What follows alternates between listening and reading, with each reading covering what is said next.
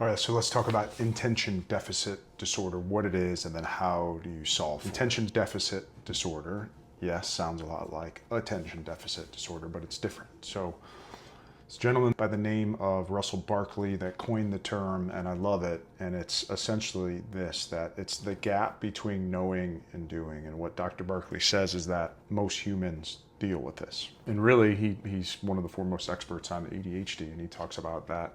A lot of times, even with folks with ADD or ADHD, have this challenge that they know what they need to do, they just struggle to do it. And so we put a lot of pressure on those folks. And look, it's a real thing. You got to get the help you need if you have that diagnosis. But it's something we probably all can adapt to or learn from, and understand that we probably all deal with some type of attention deficit, or in this case, intention deficit disorder. So let me read. This is from my book, With Intention. This is something that Dr. Barkley said that's really powerful. So he says, ADHD creates a nearsightedness to time, so that the person with the disorder cannot organize to the delayed future, but only to the imminent future.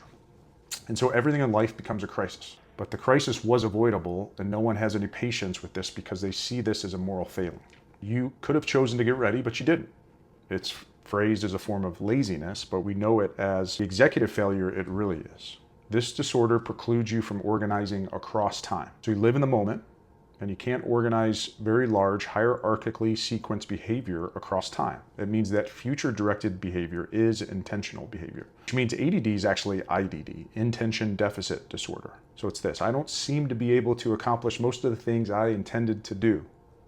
Sound familiar? And I thought this was a really good way to frame this up. I'll continue on really quick. So he unpacks it and he says, the back part of the brain acquires knowledge and the front part of the brain puts it in play. ADHD has separated those two like a meat cleaver. So it really doesn't matter what you know, you can't use it as effectively as other people can. ADHD is a performance disorder. You can't perform the things you know how to do. It's not a knowledge disorder.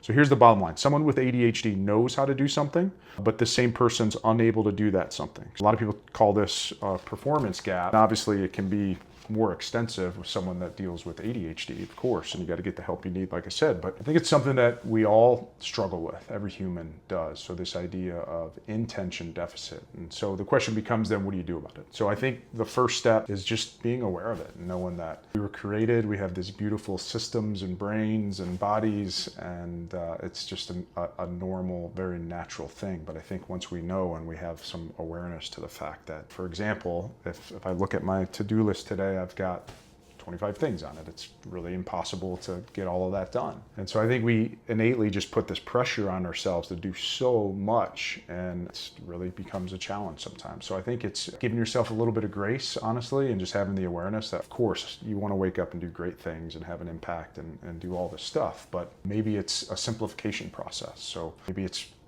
keeping it to 2 or 3 things in one day that you're going to accomplish, and that's like your main task list. And then maybe you have a repository that you keep everything else, or different thoughts or ideas you have, or your projects, or whatever it is. So you got to tinker with it. Everybody's a little bit different. I highly recommend you experiment with it yourself. But just remember, attention deficit disorder, you know, you probably never heard of it. You won't find it in a medical book or journal, but it's a real thing that I think every human deals with. And again, the first step to anything, I believe, and this is with intention and the framework I teach, is that awareness is always the first step. And once we get that, then we can actually do something about it. Thanks for watching.